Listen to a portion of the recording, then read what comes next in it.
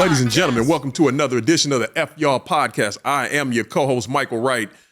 And sitting next to me, as always, is the legendary Mr. C.T. Fletcher. And before we do anything, I just want to take a hot second, Pops, and I told you about this. I want to address something real quick. As you guys know, over the past few weeks, we have been catching a lot of heat from the wrestling community about one said interview we did with AJ Mana. And what I want to address is more of just the wrestling community, and more importantly, other YouTubers who were so upset with us about this particular interview and called us everything from racist to idiots to dumbasses, all of that stuff. But these are the same people who have taken our content and used it on their platforms and are making a lot of money on it. So if you are that upset about said interview, I would appreciate it if you're going to take our content, at least give us credit for it, tag us in it, say, hey, we got this from the C.T. Fletcher podcast. It's the least you can do. So, I get we are new to this podcasting space. We are carving our own lane. So, we put time and effort into putting out content, at least tag us in it. Anything you want to say to that part? DOJ, I don't know how familiar you are with me. I know your dad is, but I use bad language quite a bit. I'm familiar. Okay. So I want to say to y'all that Mike was just addressing, first of all, fuck y'all. We knew that was coming. Even every last one of you son bitches, from the oldest to the youngest, from the ugliest to the prettiest, all y'all, your mama, your auntie, and your uncle, fuck all y'all.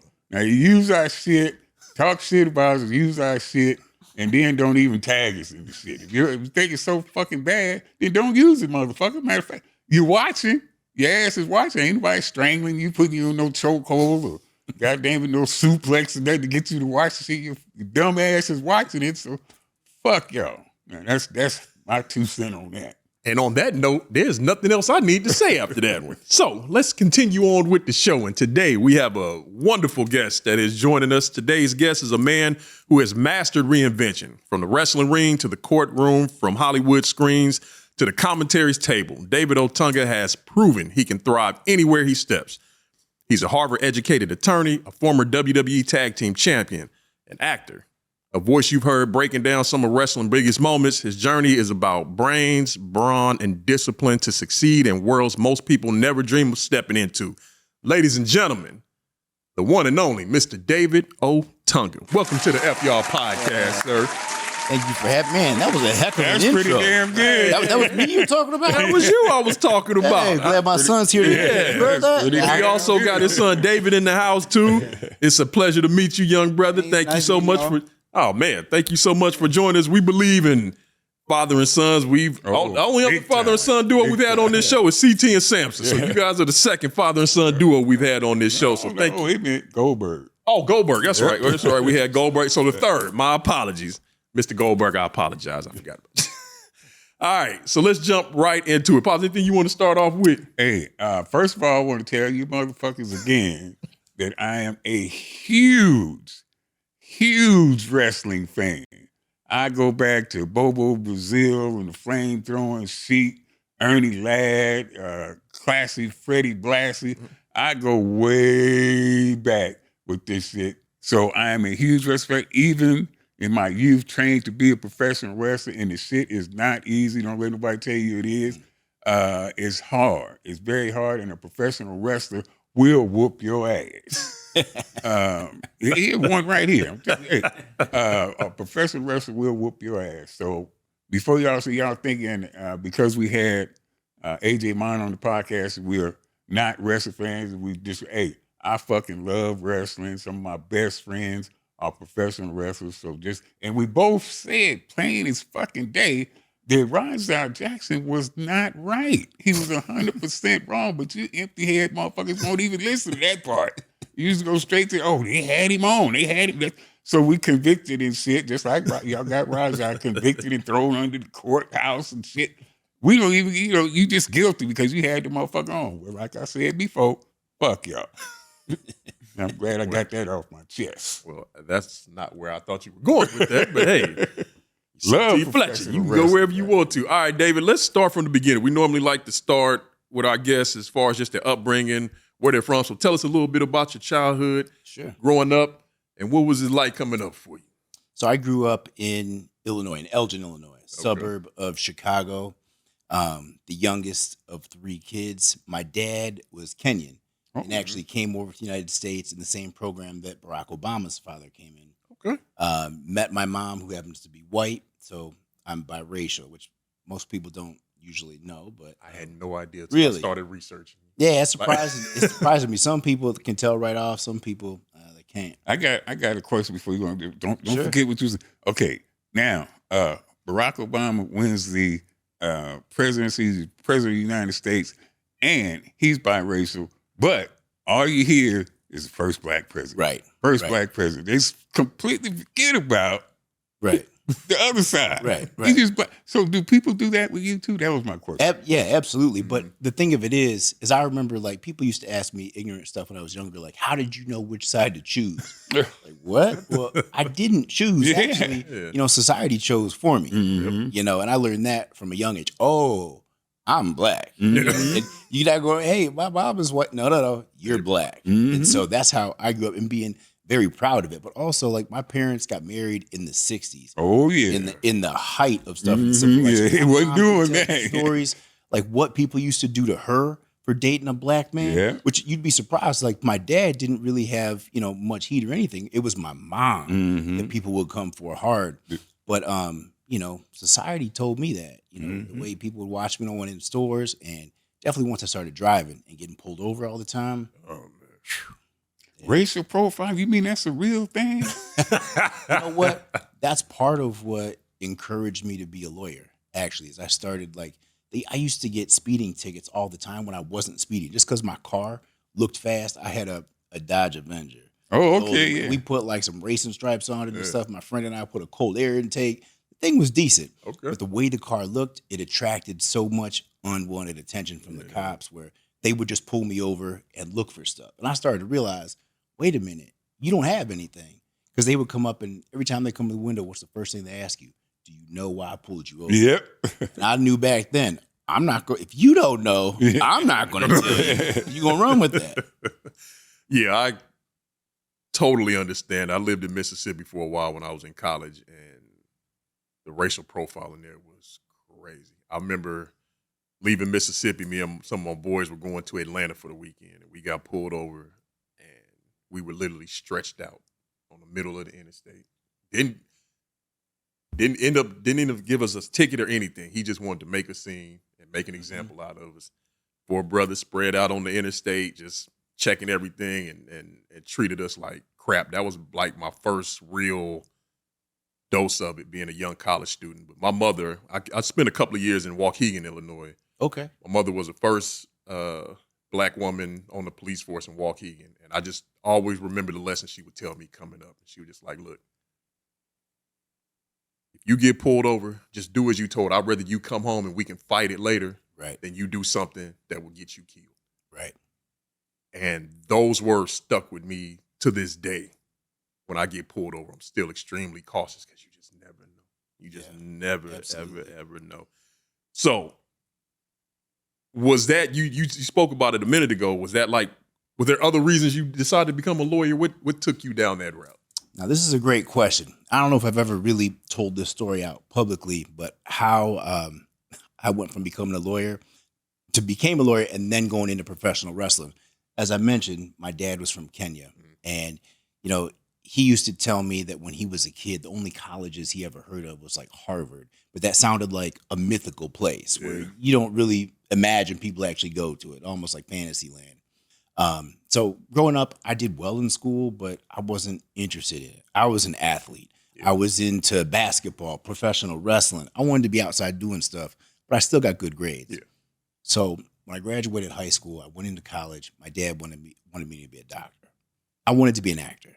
But all right, I go to college. I'm pre-med, taking all the pre-med classes. I do well, getting ready to graduate. Now it's time. I got to take the MCAT to go to medical school. I don't want to go to medical school.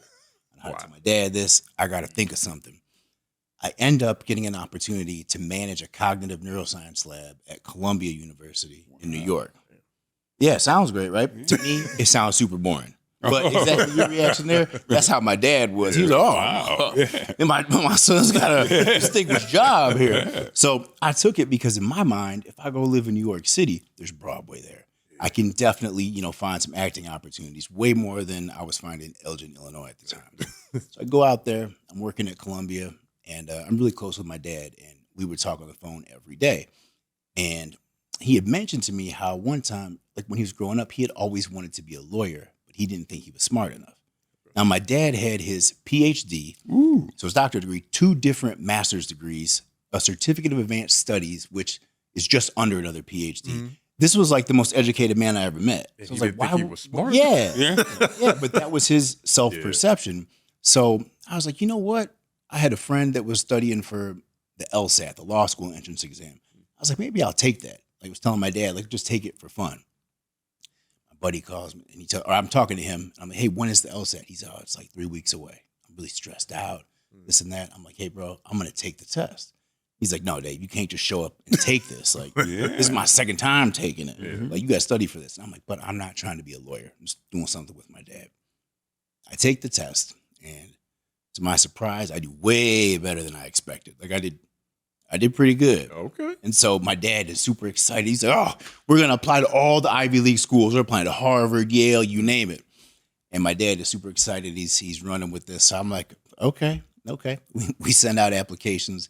And he's like calling me. We talk on the phone every day at lunch. And he'd be like, so son, have you heard back? Did you hear from Harvard yet? No, Dad, we just sent him off. It takes time. So then on my lunch break this one day, I get a call, and my dad had died. And had a sudden heart attack and passed. And, it was one of the hardest things I ever had to deal with. Shocking. I'm 22, living in New York. So I fly home to be with my family, my mom and my sisters, and bury my dad. And then, it was probably about 2 weeks to the day, I find out I got accepted to Harvard Law School. Wow. So it's a bittersweet memory, but it put me in this weird space because, wow, I wasn't planning on being a lawyer. Like, this was just something I was doing with my dad, and I didn't think it would go this far. Yeah.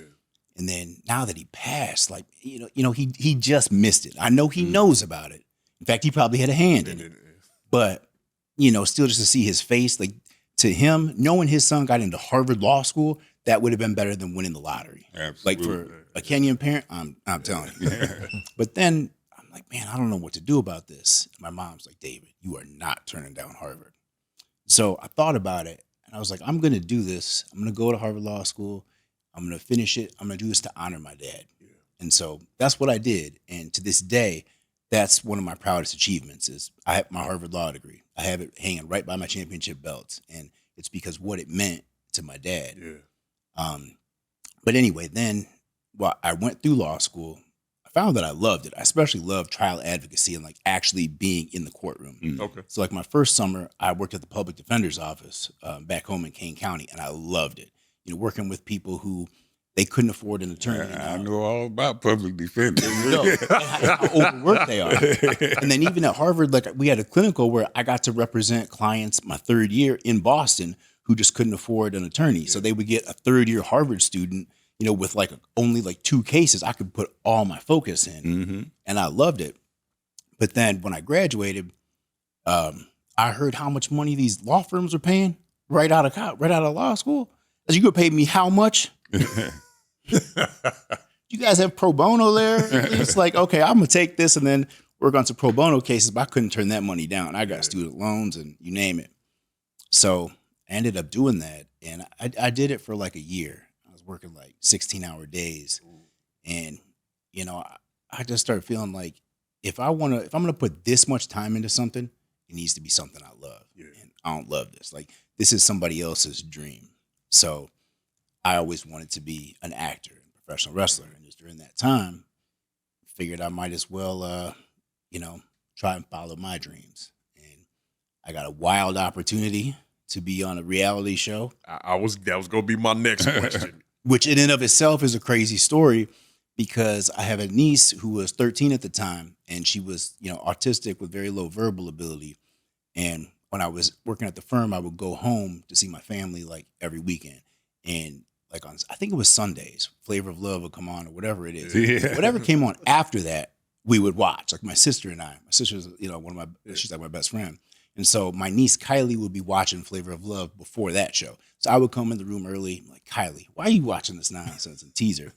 And then week after week, slowly, I start getting into it. Like, Kylie, why are you watching this? But who went home? Really, I find myself getting into it. So then this one day I'm working at the firm and I get a call on my cell phone and it's from a casting director. And they're like, oh, hi, Dave. Well, we're calling to set up your audition for I Love New York. And I'm like, wait, how did you get my phone number? Like, well, we have your application in front of us. Like, I didn't send an application. Wait, you're a lawyer? You went to Harvard? You're a bodybuilder? I'm like, yeah. And this is my cell phone, but I thought somebody was playing a game with me. I don't know. I call my sister and I tell her, you're not gonna believe it. I just got the craziest phone call. She's like, wow, yeah, somebody's probably teasing you. A couple hours later, we come to find out my niece Kylie typed up an application and sent it out and somehow got it to a casting director. Wow. And so it was wild. But anyway, they kept trying to book me for it. I turned it down like 3 times. Okay. And then, I explained to them, like, I'm working at, the most prestigious law firm in Chicago. I can't just leave and go do a reality show, especially this one. Mm-hmm. But they knew how to talk to me, the casting directors. And they were like, well, number one, we didn't really like the way the black men were portrayed in the first season. So we're looking to cast somebody who's successful and would be like a hero, stand up like a role model in this. I was like, oh, okay. Yeah. Then they hit me with this. If you ever wanted to do something in entertainment, this could be a great first step. I'm like, man, mm-hmm. all right. And it was just so organic, like in like how it happened. So I thought about it. I have my Harvard law degree. Nobody can take that away from me. I'm going to do it. I went, I did the show. Man, it was an experience, let me tell you. But it was fun. I had a lot of fun. And I watched it, and as we were driving over here, me and my wife were talking, and she was just like, I just couldn't turn it off. Like, it was just you couldn't turn it off. For me, as a man, I'm watching this like, what is this? But again, it held you there. It held you there. Yeah. It held you there. So from your perspective, actually being on the show, what was that experience like for you? I really enjoyed it because I ended up being a fan of the show, watching it with my niece and everything. Yeah. And so it was cool. Like, imagine watching your favorite show. Then all of a sudden you get to go be on it, like really. So I understood it when I got there, like what was going on. Okay. I don't want to ruin this for everybody, but reality TV has writers. Yeah. And, it's not necessarily real. So I understood we kind of playing a game. And I figured out, oh, you guys see me like this. And all right. So I could tell like where storylines were going. So if you play into that, you do well. Like the guy who was the main villain on there, the heel, Taylor Made, him and I got along decently, when the cameras went on. But as soon as we saw the camera walking, oh no, we'd act like we hated each other, and that's why we made it to the end. Yeah. But, it was a great experience, and actually that was my first acting job. Okay. I played myself. Mm-hmm. Yeah. So from there, how does one go from reality TV into professional wrestling? And that is an excellent question. Yes. So after I did the show, like I'm telling you, it was wild because it was like overnight, nobody knows who I am. A couple episodes air. I'm walking down the street. Punk! Punk! But one question, how did you deal with, because how old were you when you did this show? I was 27. From the outside looking in, and just women that I knew, you were that dude. The women were loving you. How did you deal with that at that age? Just all the attention, all the women throwing themselves. I'm sure it had to be crazy. You hear this, son? I was trying to explain to him. He sees what it's like now. It ain't that hot, but it's hot. Yeah. I'm telling him, hey, man, it used to be even hotter. But hey, man, I was turning them away. Yeah, but, and like I said, just from like I said, the outside looking in, I was like, God, dog, like it's this like brother that. got. Like that, see, he's never seen the show yet. Sometimes we got to sit down. You got to watch. Yeah, you got to watch something. But the women, your daddy was the dude. I'm telling you, he was that guy. like, what were the signs? Like, you was like, dang, like they all just after him? Like, what did you see that was like that? Bro, I'm just telling you, just from the show to women, I knew just from if it came, just talking to other people, just the women. Oh, Punk, I love him. He's so gorgeous. They was throwing their drawers at the TV screen. Yeah, don't sleep on your pops. He was that dude. He was that dude. He's too used to seeing me all the time. You know, it's our kids don't give us no. Yeah. Man, they don't think we did nothing back in the day. But that was a wild time and took a lot of restraint on my part and just sticking to. I'm a good Christian, so stick to that, as best as I could. Now, not saying I didn't enjoy myself or enjoy the fame, but within reason. Yeah, yes, sir. Yes, sir. Yes, moderation. But you asked, how did I go from that to professional wrestling? Yeah. So after that show, like I'm saying, like you said, it was big. Oh, yeah. That was like the biggest reality New TV York show was. at that time. I forget what the metrics were and how they worked that, but it was. Oh, yeah. So anyway, after that, I remember talking to my mom, and she told me, I told her what I was trying to do. I wanted to get in entertainment. And I remember she told me, I think you should quit the law firm because it's holding you back. And I'm like, Mom, now this woman, there was nobody who was more proud that I got a job at the top firm in Chicago. She's bragging to everybody. And I'm like, now you're telling me I should leave? And she's like, oh, David, you've always been a special child, and I think it's holding you back, and you need to go pursue your dreams. And it was like, for me, I knew she was right, but I needed to hear that from her, like to get the okay. And then that's what I did. And he was her baby too, wasn't he? Yeah. And yes. But it was terrifying because that's the first time in my life I didn't have the next step set out. So I didn't have a safety net because I was getting, pretty large checks where they stopped coming. And so I know where I want to go. How do you get into professional wrestling? And back then when I was trying to do this, there was no NXT. Because I actually was the first class of that. Yeah. But to get there, how do you do it? And I remember trying to look up how do you get into WWE? And you have to have like 5 years of experience on the indies. But first you have to be trained. Well, how do you get trained? And there was no schools around. Like it was very, very secretive where, you weren't supposed to be able to get in. You had to know somebody. That's it. You gotta know somebody. You got to know somebody. I remember there was some school in California out here. Yeah. I lived in Chicago, and I called and I tried to just get in touch with somebody. They wouldn't even answer the phone. I left a message. That was it. And I kind of thought, well, this isn't going to happen.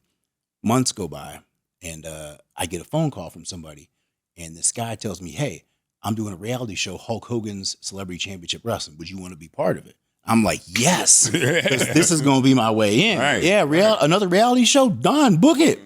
He calls me back a couple of days later. Oh, man, I'm really sorry, but that slot got taken. We gave that space away to Frank Stallone. I was like, who? Sylvester Stallone's brother. Yeah. Oh, man. So I'm like, man, this was going to be my way in. I'm crushed. Yeah. And then he says, have you ever thought about trying out for WWE? Yes, man, that's what I want to do. Yeah. He's like, oh, you don't need this show. He goes, I can get you an audition with them. What? I'm like, really? And I'm like, well, hold on now. I don't have any professional wrestling experience. I don't have any wrestling experience. He's like, oh, I know. They won't care. He's like, trust me. With your look, your story, Harvard Law, they'll be interested. And I was like, I don't know. 2 weeks later, sure enough, they flew me down to SmackDown in Houston. I came in, met the head of talent relations, quick conversation, looked at me like, Harvard, huh? It's legit? Yeah. All right. We're gonna give you a tryout. Week later, I fly down to Tampa, Florida at FCW. I go in, I meet Dr. Tom Pritchard, Steve Kern. They put me through a tryout, see if I was athletic and whatever. I guess I picked it up, pretty quick. And after that, they said, you'll hear back from us. About 2 weeks, I got signed. And they were going to put me in the developmental system. So I would go down to FCW. So we had to move to Tampa. And I did. I loved it. I was down there for 14 months before I debuted on TV in NXT. What was the training aspect like? And what was the most difficult part of the training for you?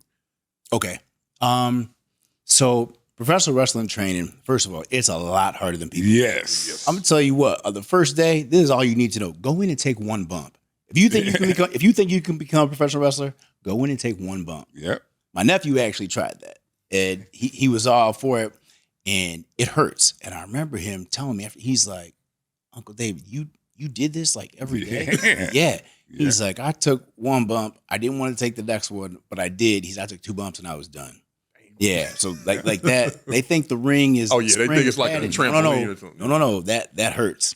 I think the hardest thing for me was because I already kind of had a name from I Love New York. Yeah. They kind of rushed me like at that time, and I had a lot of stuff going on, like family and stuff. We had a family tragedy during that time, and so I was pulled away. But coming back, it was just trying to catch up, and they wanted to put me on TV really fast. But it's like, wait, I need to get the foundation first. Yeah. I'm not like somebody who's been on the indies. Like there's moves that I learned for the first time in the ring in a match. Wow. The first time I ever took a suplex, nobody had ever showed me how to do that. I'd seen it on TV, and somebody just put me in it. Before I knew it, I felt the tug, and I just intuitively, we're going. We took it. But I mean, there was a lot of things like that. I had a match in the main event of SmackDown against Edge, and I'll never forget this. And Edge was going to give me a back body drop, which, I mean, you've seen that. Tons of people seen it. And I had to tell him, hey, man, I've never taken that before, but listen, I will take it. I will do whatever. But I'm just letting you know, I've never taken that before, so if it looks crazy. And he, luckily, he was really cool. He was shocked. Like, really? All right. This is how quickly they rushed me. All right, man, we won't do that. But I think that was just the main thing for me is just kind of being rushed and not really getting that foundation. But my character was always there. So Yeah. that's what really like carried me. That was the important part. So how much of your character did you, because we had a lot of wrestlers on this show and it's just like, it's kind of their normal personality just kind of amped up. Yeah. Was it the same for you?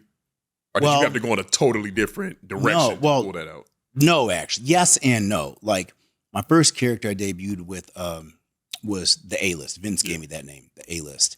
And he was real. That was me turned up. Like I'm a naturally confident, charismatic guy, but because I've put in the work to be that. Like I go to the gym every day, regardless. Ain't nobody telling me shit, excuse my language, about anything. It's okay. About anything working out. This time. But like, no, I really do that. I am that dude. So that I am, obviously confident like that.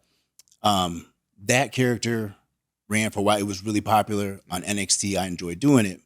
And then I remember when I came up with my next iteration of that, it was kind of live on TV.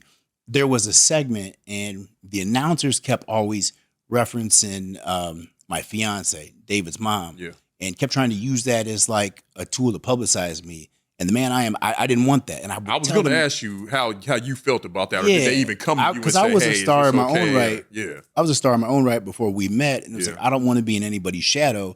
And if the announcers keep putting this out, that's not helping me. Yeah. I understand I was a heel. And so what they were trying to do, but for me personally, this is my real life also. That's where the lines blurred. And there was some promo they wanted me to say, something playing into that. And I was like, no. And I didn't tell them, but because it was live on Raw, I just gave a different promo, completely different. And I started bragging about being a lawyer, which we never talked about on the show before. Being a Harvard-educated lawyer, just trying to sound really just snotty and, elitist. And I remember Vince liked it so much, we went with that. Okay. And so I created a new character. And I remember actually talking to Cena at the time, John Cena, about it. And we're like, how can we look the most obnoxious? And we kind of based it off of Carlton from The Fresh Prince. And then we're like, what about a bow tie? Cena's like, yes. But then he put the pressure on me. It's like, you get a bow tie and I want you to show up at SmackDown tomorrow and walk right in front of Vince and see what he says. And I actually did it. And I remember I got a real bow tie, not a clip-on. I had to learn how to tie it. And I was in like a full like Carlton gimmick. And I remember I saw Vince walking down the hall and I was walking towards him. He just looked at me and he stopped. He goes, that's heat. We're keeping that. And that was it. And the character was born. And then that's how they let me be the lawyer character. Yeah. And that's the real story behind that. And then I ran with that the rest of the time. All right. So from there, you become part of the Nexus, which blew WWE out of the water when you guys debuted. take me to the initial conversations of how that group got put Oh. together. So this was the end of NXT. I ended up becoming runner-up to Wade Barrett. But after that, like, we thought we were done. Like, if you didn't win NXT, you didn't get a spot on the main roster. Yeah. So the other 7 of us, like, we thought we're fired or we're going back to FCW. Like, we were scared. And then they told us, come to TV the next week. And I'm like, oh, man. And they said, Vince wants to talk to you guys in his office. Because nobody would tell us why we were there the whole day. And they said, Vince wants to talk to us. I'm sure that has to be a weird We thought we were getting fired, like, as a group.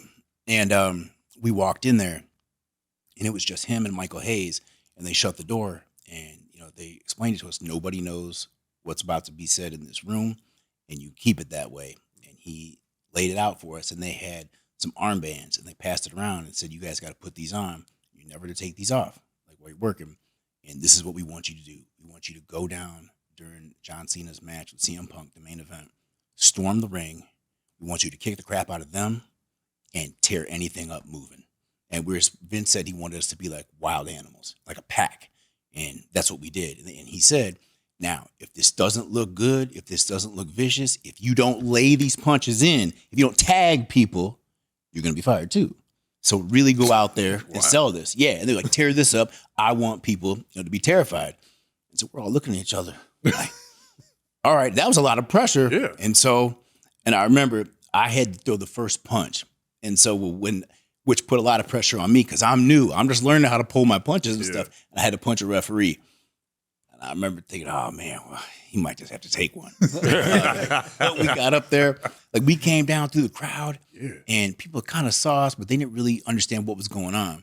And then when we stood up on the ring and just got in, and I just, boom, laid out Chad Patton, it was on. And we just jumped on him. And they'd never seen anything like this where, as a group, we attacked the babyface and the heel. You couldn't tell what was going on. And then after we beat them up, we started tearing up everything at ringside. I remember we cut the mat, we flipped over the announce table, you name it. Like, we went crazy tearing it up. And people never saw under the ring before. We were tearing off the skirt. And it was so wild that I remember, like, fans actually thought this was really happening. Somebody actually started ringing the bell. A fan ringing the bell. Wow. Like, yes, to get people, security to help. Because everybody ran from ringside. They were choking Justin Roberts with his tie. Ryan did. Like, people... Dave, you were a baby, but like this got was wild. A lot of heat for that shit. Actually, got fired for it. Yeah, but was he really choking him? Because and I'm just going off what you just said of how they wanted this to come off. Right. And I will say this as a fan watching that particular day, it felt real and it was executed. Yeah, perfectly. Well, because our jobs were on the line. Yeah. Literally. But that part of it, and I actually went back and watched it again last night as I was getting ready for this interview. I'm just like, it fit what you guys were doing. So I was always interested in why, was he really choking him? Is that why he got fired? Or just the fact they didn't want, I think, somebody, the visual of somebody being choked on that. As I understood it at the time, what I was told was it was the visual. Because I was confused too. Like, they told us to go out and do all this stuff, but then how was that over the line? Like, they didn't explain it to us. Yeah. But as I understood, it was the visual. I mean, Dan Ryan's a professional. I'm sure he wasn't choking. Yeah. Anything possible? So his instructions wasn't clear. Right. So we're going to segue into Raja. I was going to say, I see where you're going. Instructions was not clear to a, not a worker. And you tell him you get your chance to get your get back. What does that mean to a non-worker? Now, I asked DOJ sitting over there a little earlier, and he had, I want you to tell the people your answer. I asked this young man, 16 years old, if somebody, you go to a wrestling event with your dad, you go backstage, and some wrestler doesn't know that you're your dad's son, and they just walk up to you and smack you in the head with a can of beer and then grab you and say, hey, you not going to sell it? What you going to do, DOJ? Well, I'm not doing what Raja did. That's for sure. Okay, where you going to stop at? Where am I going to stop at? Yeah, you just going to throw him down? I think if somebody hit him his father would step in and it wouldn't even get to him. Now, if that happened to me, I could see myself getting the get back, like finding myself in the match and getting in there. I think that's how I deal with it. I would understand that he thought I was a worker, or even like Raja said, like it didn't hurt, like he pulled his can punch. So it's like I would understand. I wouldn't call out like Raja did. But also, he has the benefit of being my son and growing up in the business, so he would know, hey, this is a work back here. This isn't real. But he'd be confused, like, why is this happening? Yeah. If you weren't at a wrestling show, it might be different. If somebody really did hurt you and like hit you, that's a different story. But he knows wrestling culture. Yeah. So before we get totally into the Raja part, I do want to go on the Nexus. And I'm just speaking as a fan. Somebody who's been watching wrestling since I was 6, 7 years old. That's like 60, 70 years ago. Which means it was 150 for you then. Okay. But to me, I don't feel like you guys got everything out of that storyline. And again, I try to be very cautious when we have wrestlers on and respect the business of professional wrestling. So I don't like using certain terms. I try to talk as just a fan because that's what I am. I look at that and I'm like, it's like you guys got the legs cut out from under you. From your perspective, though, actually being there, was it the same for you, or how do you, when you look back on that situation, do you feel like it was more meat on the bone? Yes, Okay. it's the same for all of us in the Nexus. We were the hottest thing running. Yes, and they knew that. And then it was so bad that the SummerSlam thing, that was a disaster. We should have won that. Hey. That completely cut the legs out from under us. I've heard Edge say it himself. Yes, it did. Yeah, and that's the thing, is everybody agreed but one person. We don't have to say any names. Oh, I will. John Cena. Okay. And to be honest with you, I think it's a travesty if he retires without the Nexus coming back to whoop his ass. I think that's what should happen. He should be about That's to a clip. Record. All of a sudden, who's come through the crowd, who pops up on the ring? Boom, it's payback. Yeah. Here's your receipt. Our receipt. From your perspective, though, why do you think he felt that way? Or do you even know? I don't know. I don't know why. Because I asked that because at the time, Cena always came off as bulletproof, no matter what. Had you guys won that match, I don't think it would have damaged Cena at all. I think it had to do with more backstage stuff. Okay. Than storyline wise. Because I think even John would probably say we should have won that, if he's being honest, storyline wise. Yeah. If you beat the most powerful group, who do you have to fight? You guys are trying to build us. Why would you then stop? Mm-hmm. Doesn't make any sense. Okay. So, and I'm kind of jumping ahead a little bit just for time's sakes. But you end up winning the tag team titles with Michael McGillicuddy, Curtis Axel. Winning those titles for you, what did that mean to you to know that you were a tag team, WWE Tag Team Champion? Well, that one was actually the second time I won, because in Nexus, I won it with John Cena, but that one to me didn't really count because he did all the work in the match, storyline wise, and then I was supposed to take credit for it. And then we only had it for 24 hours. And then, they made me relinquish it. So, I never counted that as, my own, I earned it. That was storyline-wise. And so, a funny story about that is I remember that night, I wasn't really selling it. Okay, I wasn't really that excited about it personally because I was like, this ain't real. No, I'm losing it tomorrow. And I remember somebody kind of got mad or irritated that I wasn't, going crazy about it. But I was like, Cena. And so he felt away and he tried to rib me or something, because I remember he told me, make sure you grab both titles for us to take to the next town. I was like, okay, cool. So after the show, I go to look for the titles and they're already gone. And then I think it was Drew McIntyre who told me this. He was back there. He was, oh, Cena already grabbed him. I was like, oh, okay. And so he didn't know Cena was trying to rib me. And so then the next day, I remember I get the TV and they're like, oh, you got heat with Cena. I'm like, why? He's mad at you. I'm like, why? Because you didn't pick up the tag titles. I didn't pick them up because I knew he took them. Yeah. I guess he wanted me to go crazy running around backstage trying to find it.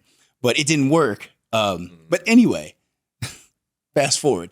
That one really wasn't that important to me because I didn't feel like I earned it. Yeah. The one with McGillicuddy, we earned. Yeah. Like, we really started becoming a team and learning how to do tag team wrestling, and we were decent. So I felt like that was when we earned it. I was happy that, the company was trusting us to be the tag team champions at that time. So, Yep.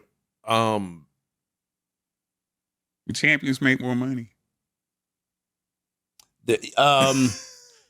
You get to work more, put it Mhm. like that, and you're going to be higher up on the card. So, yes, but I mean, not contractually, but it works out like that, probably. Okay. And I was going to get to some of those questions as far as. So they come to you and say, okay, we're going to put the titles on you. Because I always heard wrestlers back in the day would say, okay, they put the belt on me they put the belt on me and now we're making more money. So I wasn't sure how contractually how that worked. Were you getting more money because you were a champion or? Well, I don't know what their contracts were like back in the day, but in the contract, at least in the contract I signed, there was no clause where like if you're champion, you get paid more or anything like that. But I mean, it would mean you would have higher priority matches that are closer to the main event or in the main event, which you would be paid higher on. You would go on the better tours overseas. You would be booked better, which means you would make more money and you would be busier. So for that reason, you would make more money. So as far as the schedule, how did you take to that WWE schedule? Because I've heard, and I don't know how it was for you, but I've heard the horror stories, how brutal those schedules are. How bad was it? Or was it no issue for you? At the height of it, and actually when we were tag team champions, we were on both shows, Raw and SmackDown. Yeah. And so I was gone. Actually, let me just say how long I was home for. I was home for about 36 hours a week at one point. Wow. Because I would leave first thing Friday morning for the live events, Saturday, Sunday, so I'm on the road. Monday we would do Raw. Tuesday we would do SmackDown. I would take the first flight home on Wednesday. I was lucky if I got home by noon, but I hadn't slept. I walk in the door. He's a baby. I want to play with him. And then I have just that night to try to get some sleep, get my bearings back. And then Thursday is the only full day I have at home. But then I'm flying out the next day, Friday, so I kind of got to pack Thursday. Mm-hmm. Wow. It's tough. Like you have to really love it, which I did. But then also I had a young child at home and I had other things I was trying to do, which made it very tough for me. But like if you're single and you don't have, much family or anything like that, yes, great. And a lot of the guys at the time didn't. Okay. Yeah. Okay. So I kind of want to talk a little bit about how did you get into the commentary? How did that part come about, jumping into the commentary aspect of it? Which I will say this, I thought you were amazing at, honestly. Thank you. Yes. I think I had a niche audience for that appreciated. Well, okay, so Vince always liked when I did backstage segments and whatnot, and he had asked me to come and do the Raw pre-show that was in Stamford every week, which was pretty nice. I would fly in and do just one day of work on that, and it ended up becoming fun. And we didn't think anybody was watching this. Like, it was me and Corey Graves, Booker T was on it, and this was just like on the network or on the internet.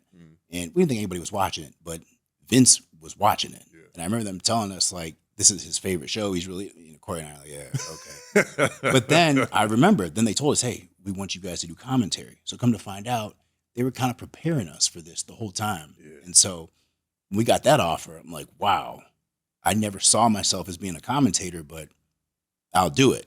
But the thing of it is, commentary is a whole lot harder than you think, and in professional wrestling. Reason being, number one, you're driving the story. You're telling the storyline. But number two, you're not out there saying just what you want. It'd be different if I'm at home with my friend and I can actually say what I really think. I can't do that. So the legends of Vince yelling through the headset and all that stuff is all legit. He never yelled at me. We always had a really good relationship, respectful. But I did hear him yell at other people. Okay. So, and I could hear it through the headphones. But he would talk to me through the headphones too. But like the hard part was I can't say whatever I want to say because I had to be a babyface commentator. When I was my character was a heel. I think that threw fans off because they wanted me to be a heel commentator, which I wanted to do also. Mm-hmm. But there was other heel. I worked with JBL, who was kind of the more Yeah. heel commentator, so I had to be more babyface. Whereas, okay, maybe I don't want to big up John Cena and glaze him every time. Where like in real life, like I want to say this, but as a babyface commentator, he's the best. Whatever, he doesn't lose. Even though I feel away from Nexus, no, forget about that. That never happened. John Cena's the best. Yada yada. It's just hypothetical, but like, and I don't blame fans for like, man, I hate Otunga, but at the same time, that's what I wanted too. Yeah. So even though I wasn't supposed to because I was a babyface then, I'm always a heel at heart in wrestling. So that was going to be my other question. So you prefer being a heel? I enjoy it because usually you find like the heel characters are the nicest guys in real life. And usually it's the opposite, whereas the baby faces are usually the biggest jerks in real life. They start really believing, their characters and stuff. And I don't know. I like to have fun and, mess with people, especially because they don't expect that from me. Yeah. When we had Shelton Benjamin on, he said, looking back on his career, he feels like one of the things that kind of held him back was the fact that he wasn't a big enough asshole. And he just kind of went along to get along and didn't question a whole lot of stuff. But it made me think of what you were just saying. He was just like, a lot of the bigger stars are assholes because sometimes they just are, but sometimes they have to be a little bit of an asshole to kind of cement their place or in the pecking order. Looking back on your career, do you feel like you stood up for yourself enough, shot down stuff that you may not agree with, or just kind of went along to get along because you were new in that system? So I understand what he's saying too. I stood up for myself as much as I could, being a new guy going in. So I stood up for myself as much as I could with my years and my level of seniority. But there's certain things that, like, I'm not going to win the argument there because I'm still considered relatively new. Yeah. I have to achieve a certain place, a certain standing to then be able to do that. And so that's why, like, the guys who are really high at the top of the card, they can be assholes, but they've earned it. They were in my spot and they worked their way up. So I always respected the pecking order. I didn't always like it or agree with it, but I respected it. Yeah. And that's the difference. Okay. Now, you brought up the ribbon aspect of it. Did you experience a lot of that during your time there? And I asked that question because I met Mark Henry years ago, and that classic story of him threatening to kill Shawn Michaels and, and the whole clique because they were ribboning.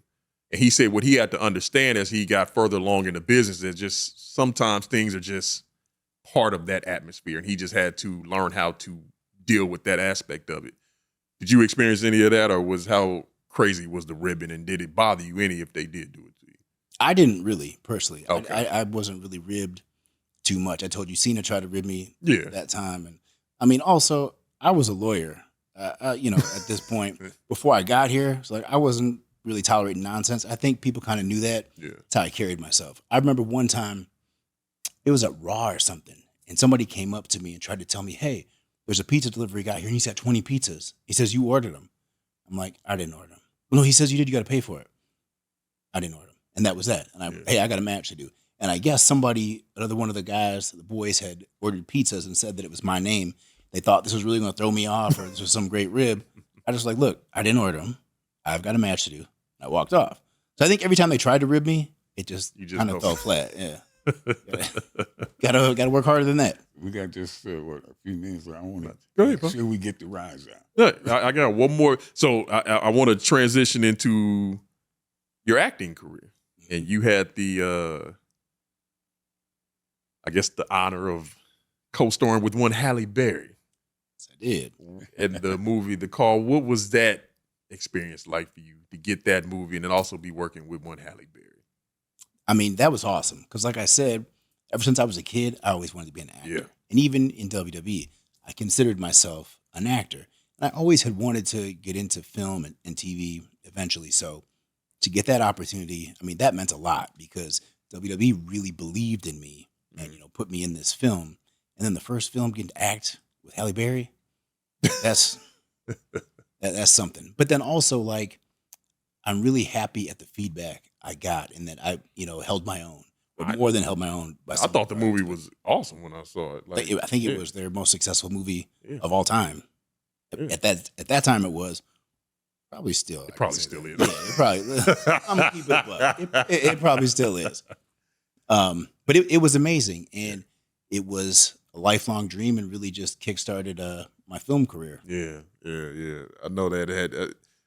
Did you get a little starstruck with Halle? Just a little bit. Not if you held his own. No, I mean you could be starstruck and still do your job, but Like the first time I walked into to meet her, like walked into her trailer, and she was getting makeup done, and like she turned around, and I was like, wow, okay, she looks like you think, and then she was so sweet though. Yeah. That's what makes the appeal. Because like if she was terrible, oh man, but like she was so sweet and so nice, it just makes her even more amazing. Yeah, it's funny. We had Michael Beach on, and he was talking about when they did Waiting to Exhale, and he met Angela Bassett. And he was just like, the same thing you said about Halle Berry, same thing you said about Angela Bassett. He's like, this woman is gorgeous in real life. So yeah, that's cool. All right. You've been doing some commentary lately on this whole Raja Jackson situation, and your perspective on it has been absolutely amazing. I've enjoyed the videos you've been putting out with that. Let's just start from the beginning. What was your initial thought when you saw that video? What was the first thing that came to your mind when you saw it? So I initially just saw the beatdown, and being a worker, I could see Psycho Stu posted, and I didn't have any context or any background on this, but posted for this guy.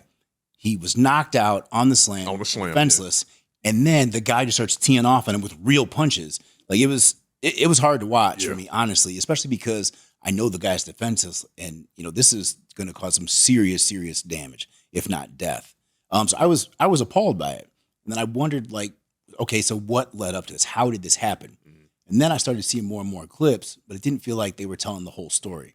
So I was like, you know what? I'm gonna actually watch the live stream, because that's what's amazing about this is it's streamed live. Yep. So this is all the evidence we need.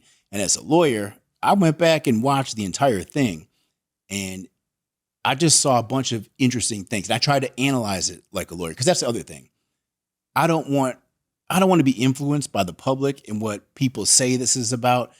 Whenever there's a case like this, I just want the facts, what evidence is out there. Don't say anything to me. Let me watch it first. Then I'll listen to what everybody else has to say. Yeah. I want to form my own objective opinion. So I watched it, and at first, I was trying to give Raja the benefit of the doubt. Like I see Stu, and as I'm understanding this, AJ was Raja's friend. Raja goes to visit AJ. AJ brings him backstage. Raja is streaming. This kind of throws the boys off. They assume they're shooting some kind of an angle for TV or something. I don't know. So Psycho Stu seems like he's looking around, and this wasn't scripted, it didn't seem like to me, and he decides he's going to improv or go into business for himself, which a lot of wrestlers do that. If they see a camera, I mean, hey, you got to understand, they're trying to get to WWE. They're trying to stand out. Yeah. If this guy's got a camera and a stream, hey, if I can find a way to get myself on it, that's promo for me. So, and I'm not saying this is what Psycho Stu did 100%, but in my mind, this is how I was interpreting what he was doing, his actions. So he gets on stream and he takes a beer can there and just tries to smash Raja with it. And it would look like a working strike. I don't know what he thought was going to happen, but he tells Raja on stream, you're going to sell it? Now, people are confused about what selling means. Yeah. Selling is when you literally get hit. You take a punch, you get knocked back. Raja took it, and which makes him look like a badass or makes Psycho Stu look really weak. And so that's why he was kind of offended, like, you're not going to sell this? But Raja is not a worker. He doesn't know he's supposed to be selling this. And also, Psycho Stu just came up out of the blue into this. This was not pre-planned. So, of course, Raja is confused. And then I'm hearing also, of course, he's kind of embarrassed because this is his stream. This guy comes up and just smacks him. And that puts Raja in a weird spot because, am I going to fight this guy? And also, like, did he really hit me? But it didn't hurt. But like this is weird. And then he should have fought back right then. Did you notice? That's what I'm stopping. Did you notice that Raja said, "No, fuck that"? He was taking off his backpack. Yeah, he was ready to get down right then. But then AJ Bonner and the wrestling promoter Reno. Yeah, Reno. They step in. They said, no, brother, no, we're gonna make this part of the Right. the act. And I think that was them just trying to diffuse the situation. Mhm. Like, hey, no, don't fight him right here. Don't for real But he fight was him. ready to. Right. And I think they saw that. Yeah, everybody said, hey, he should have fought him right there if he was going to do it. He was ready to. Oh, he was. Yeah, he was going to fight him. He right. stayed ready. Yeah, yeah, He stayed ready. He was getting pissed, more and pissed and pissed and pissed. As long as it's going on, I'm gonna get this motherfucker. Because you can back. see him multiple times. my He was God. like, they want me to get in there, and Yeah, the way it was explained to him, you go in there, you get your lick back and all of that stuff. But until we pull you off of him, ain't nobody say, just we not really gonna kill him, Roger. Now I don't want you to go berserk on him. You go in there and get you. They should have laid their instructions out because this guy is not a worker. Right. They have to make it clear. I don't want you going there going berserk on the motherfucker. Right. And that's where the miscommunication was, because nobody actually told him. and that's where I hold What the you're gonna promotion. do. Like Right. to me, like this guy's not a worker.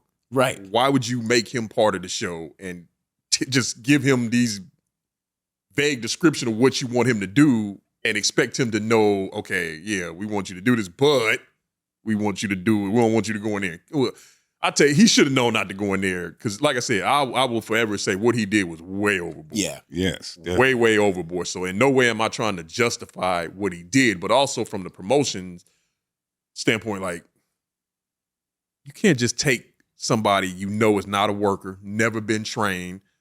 Like, we've had multiple wrestlers on the show to talk about just the working punch, and it's not as easy as they make it look. It's really not. Yeah. And no, it's really not.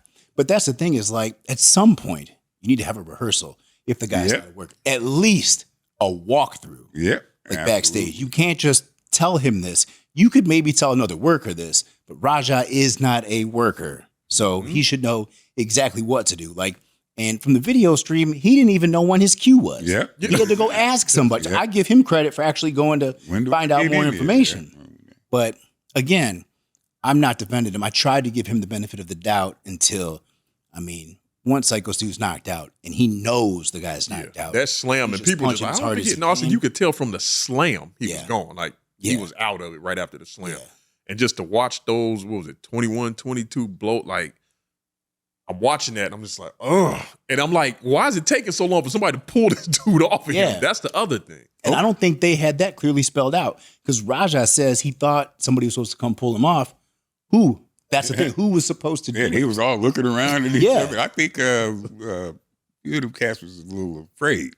Probably. Yeah. This guy's a real fighter. He's in there really throwing punches. Like, I'm not going over there really getting hit. But then at the same time, this is your brother down there. Yeah. Yeah, you you got to. co-worker. Yeah. You got to stop this because something is wrong here. Either this guy doesn't know what's going on or he does. It doesn't matter. I don't have time for that. Yeah. He could kill this guy.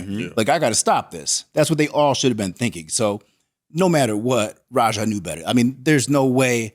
I just can't rationalize that. Like, what he was thinking that could excuse that. Honestly, I feel like he was a young man who felt like he was embarrassed and he had to do something to fix that aspect. I'm going to go in here and I'm going to really hurt this dude because he hit me. I didn't do anything in that particular moment and I'm embarrassed. And again, he's live streaming. Everybody's watching this. Yeah. I don't know how many people were on the live stream, but I'm sure there's a lot of people watching And this they live on stream. there talking shit. They on there talking shit. You gonna let that motherfucker do that to you? Yeah. Oh no, hell no. And watch. You just watch. Wait till I get in here. They told me I can you can hit see, him. yeah, I'm gonna You get in just there. And watch. he said, I'm gonna fuck him up. Like, Look, I'm DOJ. I'm thinking I'm 25 years old. At 25 years old, I'm a totally different person than I am sitting here today. 25 years old. 125 years old. I'm sitting at 25 years old. I go backstage to a wrestling event, and Cat hits me upside the head with a big hand prop with it. I don't really give a fuck whether it's a prop or what. All I know is this strange motherfucker that I don't know hit me upside with a big hand, and I'm gonna whoop his ass. St. Rogers' first instinct was whoop his ass. That would have been my first instinct at 25. But I'm also the son of Quentin Rampage Jackson. Right. I have grown up with brutality as a way of life. And this, I want to show. He said, my dad, and I can really relate to this because I tried to prove to my father. I love seeing you guys' relationship, but I tried to prove to my father my whole growing up life that I was as tough as him. I wanted to show my dad that I was every bit as tough as him. And he even mentioned, my dad ain't gonna call me no pussy no more. Mm-hmm. I'm gonna show my dad I'm tired of these motherfuckers calling me pussy, thinking they can run over me. He was gonna prove to his dad and everybody else watching that Roger ain't no punk. I ain't no punk. I'm gonna show you what I'm gonna do to this motherfucker. At 25, and I'm playing devil's advocate here. It would have been similar. My reaction would have been similar because my dad beat my ass growing up, but I wasn't gonna let nobody else do it. I don't fish, donkey, mule. If you put your hands on me, you get your ass whooped. I don't care what it is, So I can kind of, I'm not excusing it. He definitely went overboard. Definitely no two words about. He went overboard, but you must take all things into consideration. And when you do, you'll find out that I want to know your percentage. You want the percentage of blame. Who gets, if I'm passing out percentages, the wrestling organization is going to have just as much as Rajah Jackson, in my opinion. But you're a lawyer, you tell me. I mean, they definitely have a lot of fault here. I didn't see any waivers being signed, contracts. It just was all kind of loosey-goosey friendship handshake deals in the back, and hopefully it'll work out. But it did not. And then you should have vetted him, and there should have been a rehearsal, a walkthrough. Absolutely. Like you want to leave no room for error, and there was so much error here. You can't tell a professional MMA fighter that you can get your get back and don't give him no instructions on what get back means. You just can't do it. You like turning at 25, I was like a fucking wild animal, man. Just like Rajah Jackson. That's why I can relate to what I wanted to show my dad. You and your dad got a wonderful relationship because him and his dad had a wonderful relationship. But me and my dad had a terrible relationship. And I wanted to show that old man that I was every bit as tough as he was, every bit as mean as he was, every bit as bad as he was. And all my actions for, all my growing up, he joined the Army, I want to join the Army. I want to show you I'm a tougher soldier than you, a better soldier than you ever was. I want to beat him at everything. And that's the kind of relationship we had. I would, if I'm on live stream and I know my dad gonna be watching, I want to show my dad that I'm gonna slam this motherfucker harder than you ever slammed the motherfucker. And I'm gonna show you what I'm gonna out rampage. And I get the opportunity to do this on live TV. That is, I think, where his mindset was. And I could relate to it because I even trained to be you said it was 2 wrestling schools in California. Mm-hmm. And there was one, Seaside Gym in Long Beach, California. And then an ex-professional wrestler, I think it was the Great Goliath, had another wrestling school here in California. I went to the wrestling school. I loved it. I loved the professional. Ooh, I loved it. But all that traveling you described, and really love it. I had 3 little kids at home, and they needed to eat, and they needed, food on a regular basis, go to doctor's appointments and stuff like that. So I just couldn't do it. So I had to take my ass back to the post office and keep driving that forklift for 28 years. But it's, your dad made a bunch of sacrifices for you. So with that being said, before we end that again, and I love your perspective on it because you are a lawyer. What do you see the end game being? Do you think there's going to, and I asked that question because some of the wrestlers have said that the promotion has told them not to talk to the police, all of that kind of stuff. So do you think, and Stu hasn't said anything as of yet, so we don't know what he's going to do or what he's going to say or anything of that nature. But again, from a lawyer's perspective, what do you think is going to be the end game when this is all said and done? Do you think, because again, I like the fact that you took away the whole attempted murder and all that stuff everybody's been talking about. because as of now, Raja hasn't been arrested. I heard little inklings going around that I guess it's being investigated, but nothing has happened yet. So do you think there's going to be this big ending to this thing, or is it just going to be one of those situations kind of die down? Oh, I don't think it's going to die down. Okay. I think Raja is definitely going to be arrested. That's for sure. Yeah. What the charge will be, maybe Battery. assault, battery, just cause serious bodily harm. Yeah. But he'll be arrested. I can tell you that. Okay. The school, they could definitely face some charges. Definitely a civil suit. I see a bunch of civil suits coming. Raja's going to be sued. I see the school being sued. Yeah. But it also, we haven't heard from Psycho Stu. Yeah. And what he says is going to be really important, because if he comes out and says this whole thing was a work or doesn't blame Raja, that is really going to help Huge. Raja out. Yep. But I don't expect he's going to say that. But at the same time, Yeah, we don't you know. Absolutely. Yeah, we don't know. All right. So before we get out of here, I gotta ask you some fitness questions. I am the certified hater on this show. So everybody from Terry Crews, when he was on, I hated on him. Bill Goldberg, I hated on Bill Goldberg. Michael Beach, he was here, I hated on him. And I'm gonna hate on you a little bit. You, sir, are an absolute specimen. Thank you.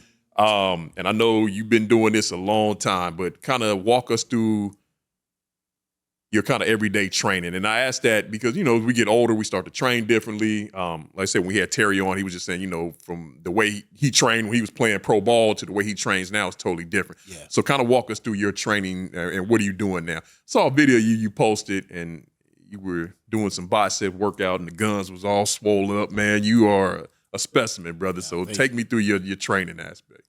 Well, I don't train as hard as I used to before.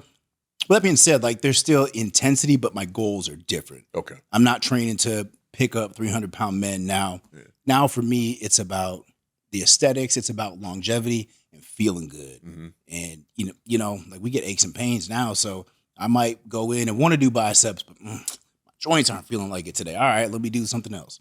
Let me do some legs. But I do a lot of intermittent fasting. So I always work out fasted. And then my training is more strength-based. I'll do less reps, heavier weight. I might do a lot of sets, though. And if I'm feeling good, I'm going to be in there and just push it because I love it. I don't really take too many days off because that's my therapy. So I'll find something to work out. Yeah, but it's just like mostly, the young version of this one. It's mostly just consistency. Yeah. Would you say your psychiatrist is on the end of a 45-pound ball? Damn right. Absolutely. Now, we got DOJ here, your son. What do you feel about working out? Are you? I love it too. Oh, basketball, working out is always our thing. That's always been our thing. And your dad didn't have to push you to work out, did well, he definitely inspired me. Mm-hmm. He didn't absolutely push me, but yeah, it definitely got me into it. His work ethic and just watching him was inspiring. That's my son is also following my footsteps, and I never tried to encourage him to do that. Yeah. It was just something that he wanted to do, and his little boy now he telling his dad, "Let's go out and work out. I already worked out. Let's go out again." He goes out there and work out with him again. So I want to say that thank you so much for being here, DOJ. Thank you for having me. Yeah, I got your dad here. Thank you so much, David, for being here. I love seeing father and son have great relationships. Thank you. I envy that because I didn't have it, but I love seeing it when father and son have a great relationship like you two do. So DOJ, you are a hooper. What's what's your goals? NBA? Yeah. Absolutely. Okay. What position you play?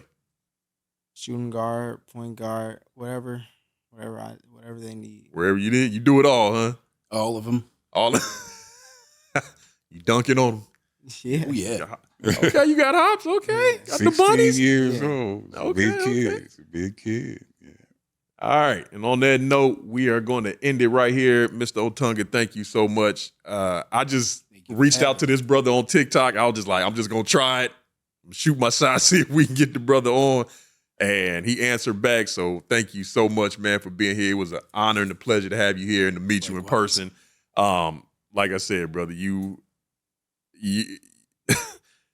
as I was researching, I'm just like, all the things you have done in your life is amazing. The average person doesn't get to experience all of that stuff. So to sit here with you and to be able to talk about it, you are truly an amazing man. So again, brother, thank you so much for being here. We can never thank you enough.